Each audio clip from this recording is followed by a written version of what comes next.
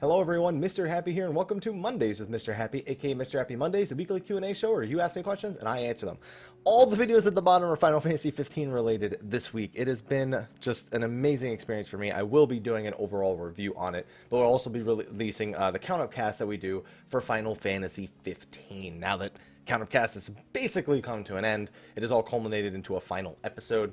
And I feel like that's something that you're all going to enjoy. But I will be doing a review on Final Fantasy 15, TLDR. It's a 9 out of 10, my second or third favorite Final Fantasy of all time. And I know that's going to confuse some people, so wait for the review for me to explain myself. Now, this video is coming to you quite late, so I'd like to get directly into the questions. There's not too many of them, and I'm not doing this on Twitch this week. My schedule for video releases has been all out of whack. Apologies for that. It's just been a result of Final Fantasy 15's launch and the sheer number of hours that I poured into the game. So anyway, without further ado, let's get into the questions over on the Dream Network forums. All right, so without further ado, let's get to the first question. Final Fantasy 15 launch hype. Yeah, hey, that's what I'm talking about. I had my original idea for last week before I edited it, the recycling roulette. So we have against log off fatigue. We have recycled from week 101 and the fight. Actually, I want to do recycle from week 101. Will there ever be cross data center connections? Will there ever be cross center data connections be made? Will it remain cross server? So cross data center is only really possible, and I'm not saying, so what I'm saying is there is the possibility, but that possibility only exists within the specific regions. Europe only has one data center. They wouldn't connect to anyone no matter what. North America has 2 data centers, so we would be connecting Ether and Primal, and the Japanese data centers have 3, so they would be connecting 3. Because of location, it is possible to do, but it would still require a complete restructuring of their server infrastructure, so it's unlikely that it happens for anything outside of maybe 1 or 2 things. What's more likely to be seen is a location that is accessible from any of the data centers, as opposed to a server that pulls from all 3 data centers, and that's for PvP, for tournaments, for regional tournaments, things like an all NA data center server, an all JP data center server, in order to hold like a regional tournament for PvP. That's the only way I see them really going about it. I don't see them doing cross data center stuff anytime soon. All right, next question. Hey, Haps, I don't remember the last time I asked the question, but one popped in my head as I was waking up for work. What composition of DPS would be most optimized that includes a monk as one of the DPS? So as soon as you have monk as one of the DPS, then the other melee slots. So first of all, that changes from fight to fight. I'll say that an optimal composition changes from fight to fight. For example, Black Mage is fantastic on a 9 and a 10. 11 and 12, Summoner start to outshine it, especially on 12. For Monk as one of the melee, that's not so bad. You probably want a Machinist in that case, depending on how powerful or how much DPS your healers are doing. You probably want a Machinist, because Monk, with the sheer amount of damage output that they have, it gets crazy when they have a Monk, especially if you also have an Astrologian along with them. As for what you would pair Monk with, it depends on if you're trying to get the Monk's DPS to be the highest possible to fulfill for its slot to be fulfilled more, in which case you'd probably want a Ninja, or if you want, or you know what, I would probably go with the Ninja over the Dragoon. The crit buff is definitely a massive thing, but one big thing with compositions is that monks are one of the only jobs that they literally have to never stop attacking. That's like the whole thing of the job, but they also have no means of reducing enmity. So when you're doing like really when you're trying to do the most DPS possible, which isn't necessary of course for a lot of these fights in the most recent tier, you usually want them to have some sort of enmity reduction or some sort of enmity creation on the tank, and the easiest way to counteract that is with a Ninja. So if I was going for DPS, I'd probably want the Dragoon. If I was going for control and raid total DPS, in terms of giving the tank more freedom, in terms of giving the healers a little bit more freedom, I would probably run with the Ninja. Also, having the extra goad for monks, which especially if you have an Astrologian pull an arrow, their TP gets completely destroyed. Having the extra goad for them would definitely be beneficial. So I'm going to go with Ninja as the other melee DPS. So you have Ninja, Machinist, Summoner or Black Mage, depending on the fight, and then Astro, Scholar, Warrior, and then Paladin or Dark Knight. That should be a good composition to place when you have one monk in the party. Alright, next question. Hello, Mr. Happy. Hope you enjoyed Final Fantasy 15. My Final Fantasy 14 question is, what Garlean Legion is in charge of keeping safe Baelsar's Wall? Is that something we know already? So originally we would have presumed the 14th Legion, since it is Baelsar's Wall, but because Baelsar's Wall is, Baelsar himself is gone, the 14th Legion dismantled. We're going to have to go to the next easiest choice, and that is the 12th Legion. Since the 12th Legion and their leader, Xenos, are in charge of Occupied Alamigo, and that is the gate to Occupied Alamigo, then Xenos and the 12th Legion should be the go-to answer for this question.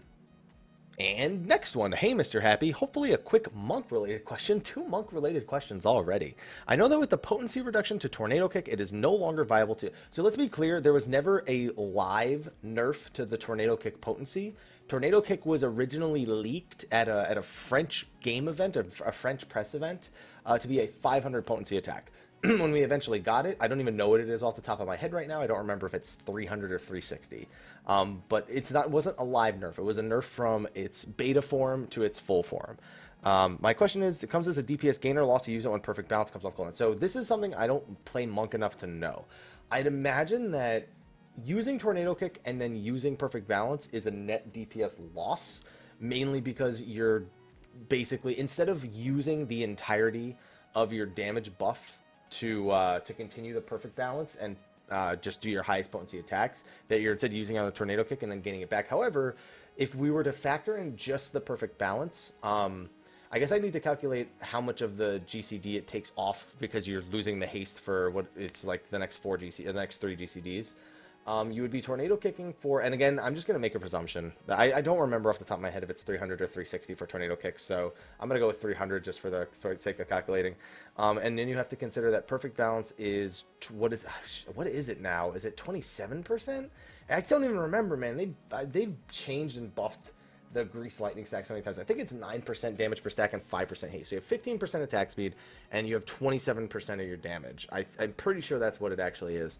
So 27% of your damage. Let's see. Bootshine is 150 potency plus the crit, which is a 1.5 times modifier at base. So that gets you, plus you have all the other things that add up. I guess it depends on where. Oh, well, it's flat based on the original potency. So that would be approximately, that's almost 40. That's like 40 potency nearly to do 27%, because it's 15, 30, and then 7% of that. So it's just above 40. It's just above 40 potency. So that's the baseline. If we were to just say do 5 boot shines with the perfect balance up, this is obviously not proper perfect balance use. I'm just going with that. That's 5 potency. That's a little bit over 200 potency. But then we have to consider the other attacks, which are 18 potency, or which are 180 potency. Plus, like I said, boot shine is a crit under perfect balance as long as it's from behind always. So you have to keep in mind the 1.5 times modifier. Man, it's really close. Unfortunately, I'm just not an experienced enough monk to answer this question with any sort of certainty or any sort of affirmed confidence. So I'm going to go ahead and say that the way the fights work nowadays, perfect balance you pretty much use as sort of a reopener in the fights anyway. Depends on the fight. But I'm pretty sure you don't Tornado Kick even when you get perfect balance. I'm pretty sure there's a different perfect balance rotation for when it comes back up while you still have all 3 stacks, like while you're still doing your plane rotation. There's a point where you start it. There's certain GCDs that you use that are not the traditional, like, snap punch, dragon kick, twin snakes, snap punch with the demolish beforehand. I'd imagine you do it just after a demolish in your rotation, probably. And then I don't know, man. It's gotta be like at least 2 true strikes in there, and at least 1 snap punch or demolish. But I can't say for certainty. I'm willing to believe that you do not Tornado Kick, and then perfect balance. But I'm perfectly okay with being wrong about that, because like I said, I can't answer this with any sort of major confidence. All right, next question. Salutations, Sir Happy. I'm just going to cut to the chase. I'm confused. Everyone says it's been 10 years waiting for Final Fantasy 15, but I remember 15 being teased around the day that Final Fantasy 13 released. That was 2009. 10 years ago was 2006. Both Final Fantasy 13 and Versus 13 were first teased at E3 2006. So June of 2006 is when both of the game trailers for both 13 and Versus 13 were initially revealed. So 13 came out in 2009. Actually, is that even true? Let me just see. Final Fantasy 13 release date. Yeah, I was in college, so it had to be. Yeah, and I was. Yeah, December 17th, 2009. I just remembered my friend going to get it when I was in college, and I got my copy and never opened it, believe it or not, for Final Fantasy 13. I returned it without ever opening it because I watched someone play it and I just didn't want to play it. I ended up playing that in 13 too, like a year later. So no, yeah, but they were both revealed at E3 2006. That's why everyone says 10 years. All right, next question. Hello, Mr. Happy, and welcome to my question of the week. Long-time YouTube watcher, but first-time poster, so I have a first-time bonus of whatever you need. Not very creative. I know. Now, on to the question. I've been playing Final Fantasy XIV for about a year now, and while I do love it very much, I feel like I have nothing to do in-game. But before you say, but there's a lot to do in-game, what are you talking about? Hear me out. I know that there's a lot to do, and many of the things I can't or want to do because of either time, savage raids, or extreme primals, or just not enjoying a piece of content, crafting, gathering, triple triad. I do love the normal raids and dungeons, but just doing those over and over again gets boring after a while. Probably the only reason I'm still subscribed is the normal raids, dungeons, and I'm in a the free company I'm in, but still most of the time I just log in and sit in the free company, being really bored. I don't want to leave the game because of the people in my free company, so I also don't want to sit around. So it sounds like you basically just want to end up paying for the ability to log in and talk to your friends. There's nothing wrong with that. A lot of people I know did that in Final Fantasy XI for many years. They found the game very dull and bland, but they loved the logging in and just talking to all their individual link shells. And they would maybe do a piece of content here and there, level a job or something like that. There's nothing wrong with playing the game like that, and if that's what you get the most enjoyment out of, then that's reasonable. I mean, not having time for the Savage or Extreme Primals, perfectly understandable. To be fair, I think you could make an effort with the Extreme Primals to get them done. I don't think you need to have a lot of time. It may be a while before you complete them, but it could be a stretch goal of some kind. But Savage Raids, definitely I understand that. And not being into crafting or gathering, as someone who doesn't do either of that very frequently, I totally get that. But there are benefits to it. Like, I mostly do it because Aquapolis. Like, I want to go to the Aquapolis. Also, you have Palace of the Dead, which is content I loved running solo over and over again. Something you may want to try to get into is Palace of the Dead in that case. And then on top of that, but it sounds like you mostly want a social experience. And if the game satisfies your social needs, you get on, you love talking to people, you get along with them, you're having a positive experience. There's no reason to remove yourself from that positive experience, especially if it has a positive impact on your day. It's something you look forward to. It's getting online. You're just like, oh, but why do I play the game? Maybe you don't. Maybe it's not the game you want to play. Maybe you want to just be a part of a community, and that's a reasonable reason to keep a sub going, and it's not something that's uncommon. I would reevaluate how much you value the social time you have on the game, and see if that's a value that that is enough for you to keep your sub. If not, I'd recommend taking a break. There's no reason to force yourself to play a single game forever. Right now I'm playing Final Fantasy 15. I didn't cap my tomestones last week. I don't give a shit if I didn't cap my tomestones last week. Whatever. I don't need them. It's just for Best in Slot. Best in Slot doesn't matter because I'm going to replace the gear in the next expansion anyway. So it's not something I'm stressing over. I'm not forcing myself to do it because it's a goal I have to reach. I'm playing when I need to, which is basically Raid right now, and otherwise enjoying other games. And I don't find there to be anything wrong with that, and I don't think you should think there's anything wrong with that as well.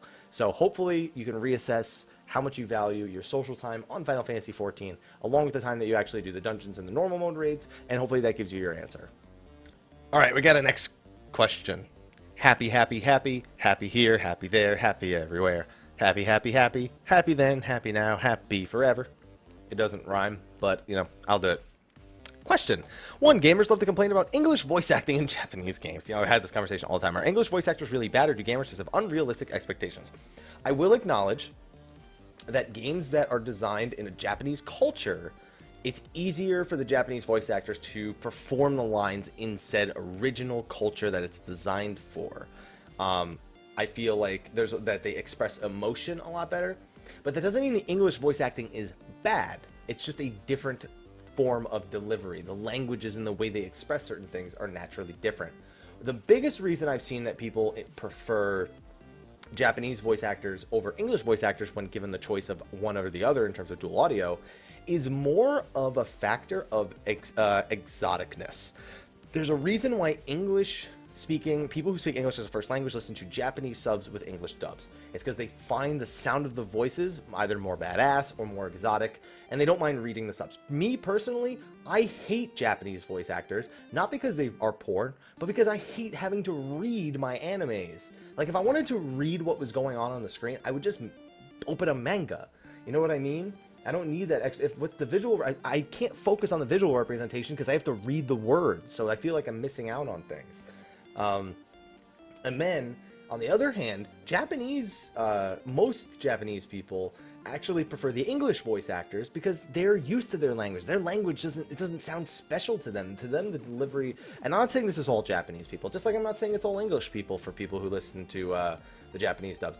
But I can at least speak with 14 and with some other games, a lot of what it comes down to is what you're used to hearing versus what's something that sounds exotic and different and unique to you. And another language is always going to sound that way pretty much, unless it's like a really like hard to listen to language. So it's hard to describe, but I know a lot of Japanese people prefer English voice acting over Japanese voice acting for pretty much the same reasons why we prefer Japanese over English. So it bottles down to where you come from, pretty much. And this week's non-gaming question, how do you like your eggs cooked? So I prefer sunny side up, only because I don't even really like eggs. I like to just dip toast or bacon in the yolks. I wish there were, I just need to find like an egg in my life, like an affordable egg that's huge, but the yolk is like this big.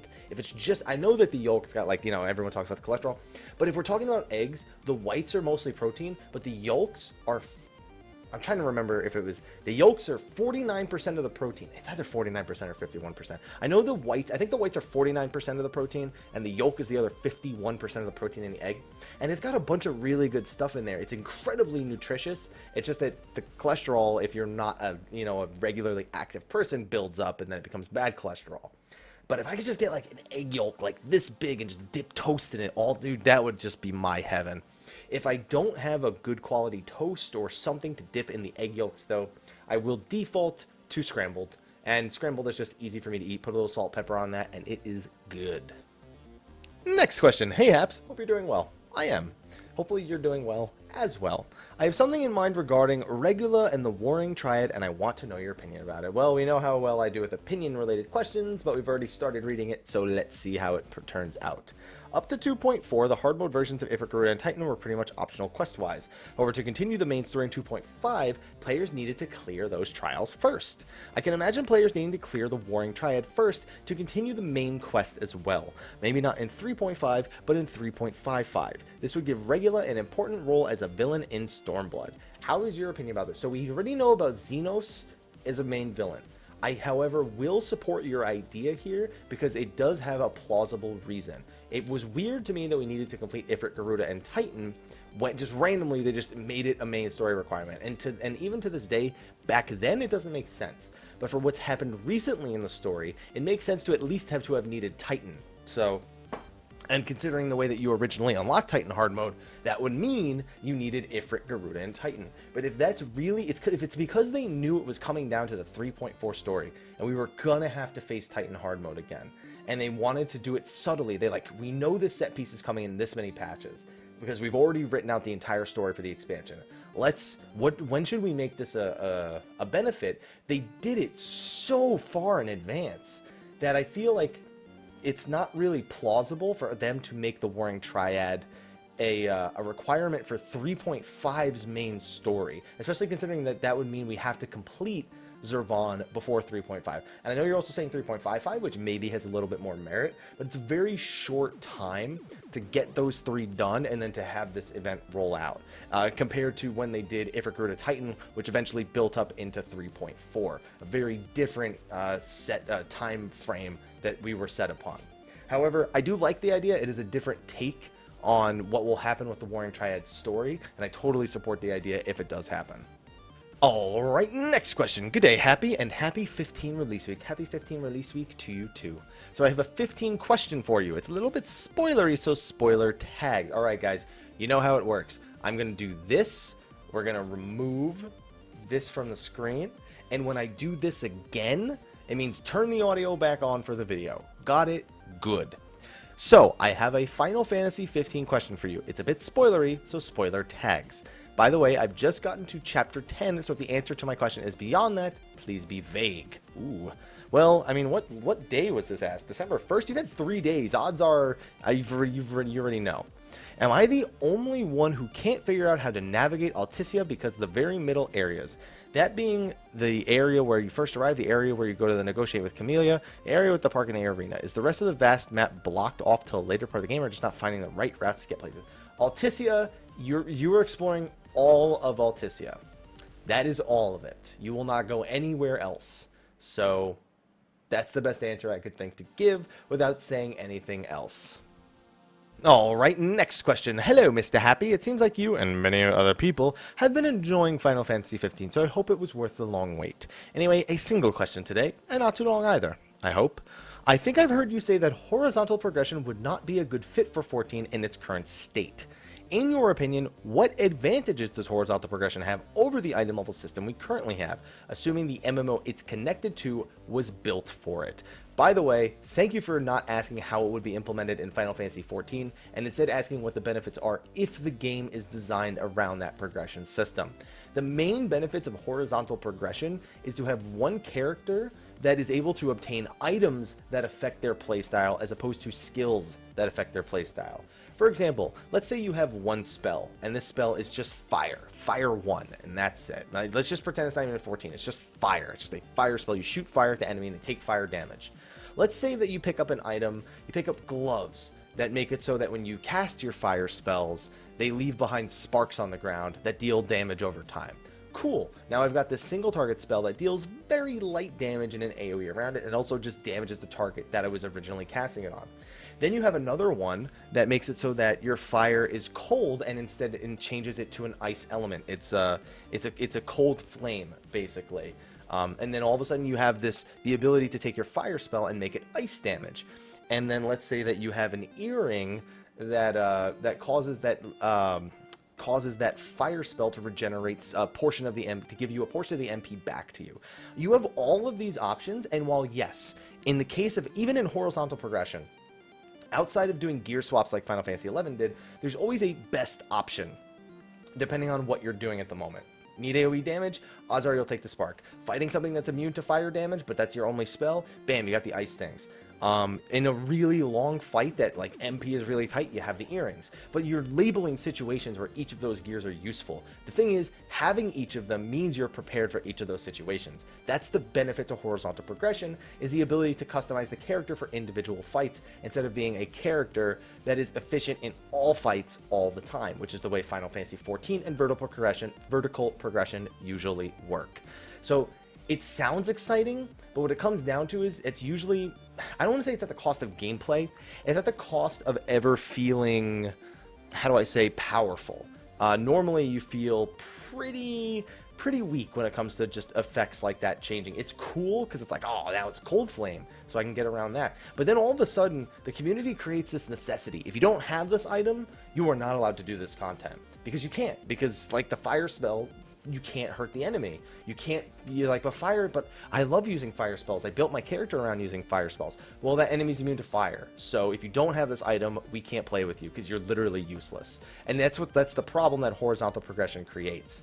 And it creates just a community of demanding that players have certain items before they'll be taken into content, and then they need to do the other content to get it, but finding groups to do that other content, which is maybe not current or isn't as needed by older players, by players who've been playing for a long time. It's basically like trying to run the Crystal Towers on like a Wednesday afternoon. If you did that back in patch like 2.5, odds are your queue times are going to be okay. You do that in 3.5 on a Wednesday afternoon, nobody's doing it because the desire to complete it for players who did it a long time ago and the need that they have, like they don't have a need to do it again, is so low that finding other players to complete that content becomes hard. So, I mean, technically, vertical and horizontal progression have the same problem with locking people out of old content when all of the, like, OG players have all the horizontal progression gear and are sick of helping new people get it because they don't want to do the old stuff, they want to do the newer stuff and get their newer gear. A lot of people are very selfish like that. I'm not saying everyone, but I know a lot of people who are. So, it's a really tough line to walk, but, with vertical progression, at least you can create new fights. Everyone can participate in it. You don't have to be concerned about like a black mage or a summoner not being used because their element is like completely resistant by the enemy. The enemy doesn't take magic damage. Well, then the class I want to play is completely useless. So you don't have to worry about that in games that have like vertical progression versus horizontal progression, where they usually give you a gear means of getting around those or overcoming those obstacles. And next question. Hello, Mr. Happy. First time poster, but a long time viewer, so have a royal arm of your choice. Actually, this person, I saw them asking during Count Up Cast if I was going to be recording Mondays with Mr. Happy live. Unfortunately, I did not, and this is the second to last question, so it's going to be a pretty short Mondays with Mr. Happy.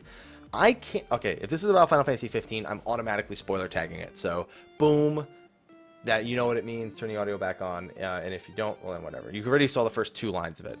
I can't play Final Fantasy 15 just yet, no money, so I've been watching a lot of people stream the game, including yourself. I notice most people are way over leveled when they get to the main story quest. It seems to make some boss fights rather easy and not as epic or grand in scale. Did you have a problem with that? If so, would you recommend just playing through the main story first before getting to the side quest to avoid it? I'm considering doing it. That depends on how you like to play games. I'd like to just go out and explore, and if I get over leveled in the process, whatever. This isn't really a spoiler question, I suppose. It didn't ask anything specifically about Final Fantasy 15, so you can join in on the question because it's not actually a spoilerific question. It's the way I like to play RPGs in general. Is I like to get sidetracked, and that is always going to lead to me being more powerful than the game intends me to be for a lot of main story stuff. Unless the game is designed around you doing side quests before you get to the main story, which you can tell 15 definitely wasn't. So with that in mind, I do feel like it takes away from the difficulty of the main story. I don't feel like it was all that difficult for Final Fantasy 15, but I don't think it would have been that much more difficult even if I was at a lower level. So it didn't take away that much for me in Final Fantasy 15. For me, it's the set pieces, the emotion, and the story being told that matters, and not the difficulty of the encounters that I'm facing in the main story. The difficulty of the encounters for post-game is what matters for me when talking about difficulty. How much was I challenged? How many items did I have to use? Was there any strategies I had to employ that were different, etc., etc.? But for the story, doesn't bother me at all, but it is something that if you are concerned about, two things. One, they are incorporating what is known as the level cap creation in the Holiday Pack DLC, which is supposed to be a free DLC for everybody. Excuse me, I had a little bit of a hiccup there.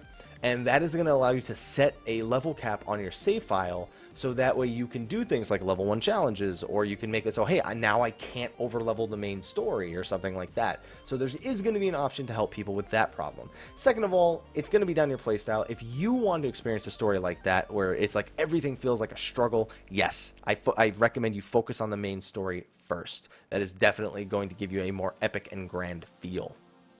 And on to the final question. Like I said, this was going to be a short Mondays with Mr. Happy. Yo, Mr. Happy, a few questions, so thanks for your time. Do you have any guesses as to when we should know the release date for Stormblood? I'm planning on using a bit of work vacation time. I guess if you need to have it in 6 months in advance, you're going to be in trouble. We're probably not going to get that release date till at the earliest February. We only know early summer 2017, so sometime in June is most likely. We'll see what actually ends up happening, but I don't know when we'll find out. The earliest I think we'll find out is February. And two, a few questions about World of Final Fantasy. Fantastic game, by the way. Do you think the character cameos are about equally distributed between the games? No, not really. Some games are like super overrepresented, and some games aren't represented at all. For example, Final Fantasy 12 has 0 representation in the game, whereas 13, for some reason, has snow and lightning. And then you also have, and then like 7 has Shulk from Dirge of Cerberus. And then it has Tifa, it has Cloud, it has Squall, at least in mention. It's got, I know I'm missing more Final Fantasy 7 characters than that. I just can't think of them off the top of my head right now. And then you have Final Fantasy 8, which has Kistis. It has Squall. In Final Fantasy 6, you have Edgar. You have Terra, and I think I'm missing one. 9 had only Vivi. 10 had Tidus, Yuna, and I think I'm missing one from 10. My memory is really bad with it right now. Final Fantasy 11 had Shantoto. Final Fantasy 13 we already did. Final Fantasy 1 had the Warrior of Light. There was no characters from Final Fantasy 2. That game also had no representation. Final Fantasy 4. Was there anyone? There was no Kain. Oh, it was Cecil. You had Cecil from Final Fantasy 4. Final Fantasy 3 had no representation. Final Fantasy 5 had Butts and Gilgamesh. And yeah, I mean, I guess it was somewhat fairly represented, but some games were clearly favorites, and some games were completely forgotten. So it was kind of unfortunate on some cases, especially with Final Fantasy 12 literally getting not even an honorable mention. 2B, is there a lot of variety in the monsters you can have to join your team? I don't know much about how recruiting works. It seems like somewhat like Pokemon. Yeah, it takes a little while for you to recognize what the variety is like, but there's a great deal of variety into how you can build your team. I will say that it never felt like it was mandatory for me to build my team in a certain way. If I was leveled enough, so keep that in mind. It's on the easier scale in terms of difficulty. And 2C, how do summons work? So there's 2 types of summons. There's champion medals, which basically every time you deal damage or take damage, it charges your champion medal bar. And then there's 1, 2, or 3 stars, and medals either cost 1, 2, or 3 to use, depending on which ones you're using. And those act as like one-time big attacks that leave your party with some temporary buffs afterwards, or cleanse them of debuffs, or it could just heal them even.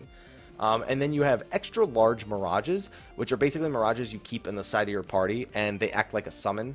It combines Lon and Rain's AP bars into one individual AP bar, and then it summons a new monster that usually has higher stats, unique attacks, and that summon will disappear either when it runs out of health or runs out of AP. Remember, when it runs out of AP because it pulled from Lon and Rain's, you end up with 0 AP when you leave it if you used all the AP while you were in the summon form. As for the HP, that's one of the best things about extra large Mirages, is that because their HP is just their own HP, it doesn't affect Rain or Lon at all. You can use them for absorbing big attacks that are coming out if you know they're coming out and you want to use them to block it. So it can be incredibly useful on that front, but it takes a bit of practice to get used to using them like that. And honestly, most of the extra large Mirages aren't really that good. There's Bahamut and Diabolos are both fantastic. Iron Giant is also really good. But there's not really too many good extra larges. The champion medals, on the other hand, are all pretty good, so I recommend getting used to using those ASAP Reno. And that was the final question for Mondays with Mr. Happy this week. It was not a very long one, mostly because everyone's playing Final Fantasy 15 right now. One last time here at the bottom of the screen, be sure to check out the videos that I posted this last week for Final Fantasy 15, and be on the lookout for more guides and videos coming out this week as well. It's going to be pretty Final Fantasy 15 centric for the next couple of weeks. Also, I was gonna say something real quick and I completely forgot what it was. I can't remember what it was, so I'll just have to save it for next week. Anyway, thank you for joining me for this episode of Mondays with Mr. Happy. I'll see you next week, and until then, take care.